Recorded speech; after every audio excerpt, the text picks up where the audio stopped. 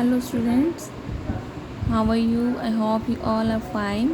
Students, हमने अपना business study का जो चैप्टर स्टार्ट किया हुआ है, इसमें आज हम करेंगे स्टार्टिंग अ बिज़नेस कि बिज़नेस को स्टार्ट करने के लिए क्या कुछ हमें करना पड़ता है, क्या प्लानिंग करनी पड़ती है। तो स्टार्ट करते हैं फर्स्ट पॉइंट से। फर्स्ट पॉइंट है selection of line business. Line business means कि क्या सिलेक्ट करना कि हम किस बिज़नेस की लाइन में जाएंगे। The first thing is to be decide by any entrepreneur is the nature and type of business. Means कि बिज़नेस का नेचर या किस टाइप का बिज़नेस है, ये सोचना इसका फर्स्ट पॉइंट ही है कि सिलेक्शन करना इस बिज़नेस का कि किस बिज़नेस में हम किस चीज़ का हम बिज़नेस करेंगे।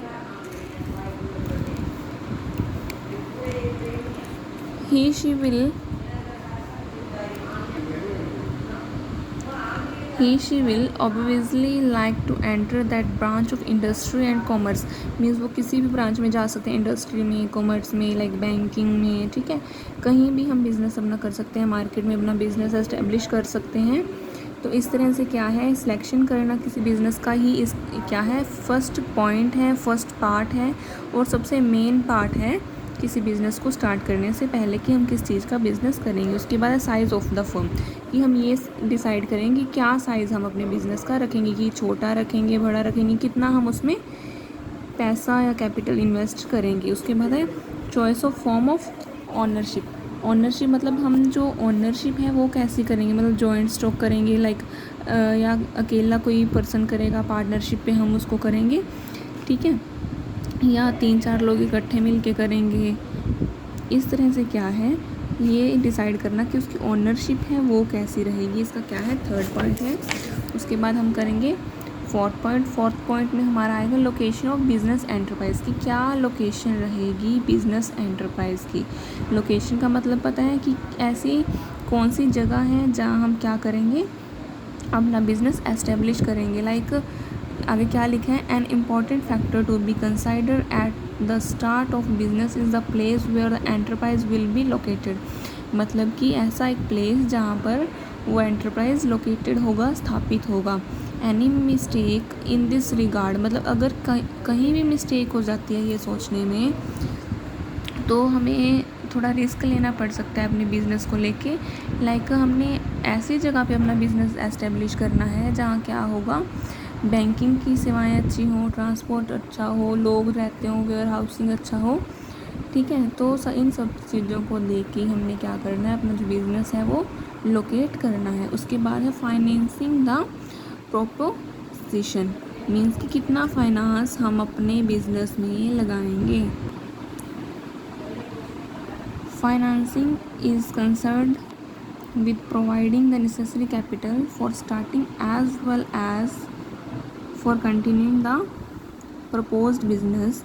Capital is required for investment. Means कि इसमें क्या बताया गया आपको कि हर बिज़नेस को स्टार्ट करने से पहले हमें कैपिटल रिक्वायर्ड होती है। किस लिए होती है, क्योंकि हमें लैंड लेनी होती है, बिल्डिंग लेनी होती है, मशीन लेनी होती है, इक्विपमेंट्स लेने होते हैं ना, और लाइक हम लेबर रखते हैं, आदमियों को रखते हैं काम करने के लिए, रॉ मटेरियल लेके आते हैं, बहुत सारी चीज़ें लेके आते हैं हम अपने बिज़नेस के लिए।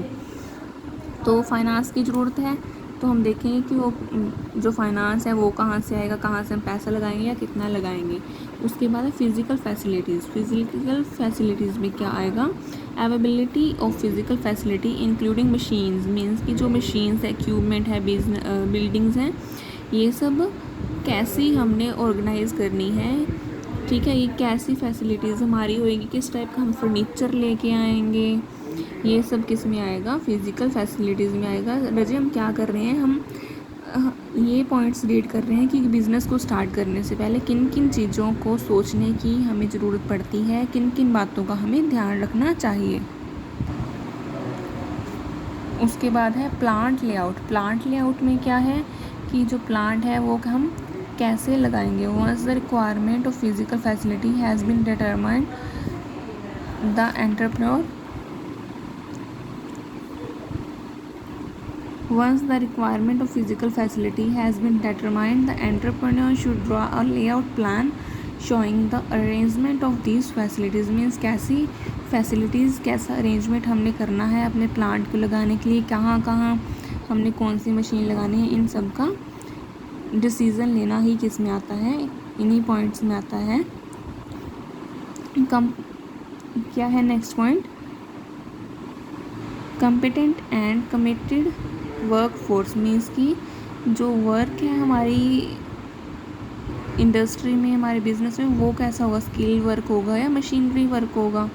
मीन्स कि हम आदमियों को लगाकर काम करवाएंगे या मशीन्स ज़्यादा से ज़्यादा लगवाएंगे, इन सभी का डिसीज़न लेना भी हमारे बिज़नेस को स्टार्ट करने के लिए सोचना पड़ता है हमें कि हम किन चीज़ों को प्रेफरेंस देंगे।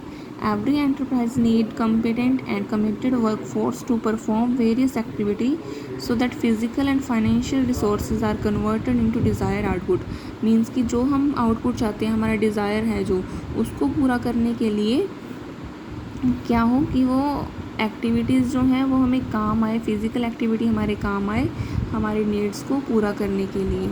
उसके बाद टैक्स प्लानिंग। टैक्स प्लानिंग के अंदर क्या आता है कि ये भी आजकल क्या है, इसमें क्या लिखा है, tax planning has become necessary these days, भी बहुत ज़्यादा ज़रूरी बन गया है टैक्स की प्लानिंग करना भी।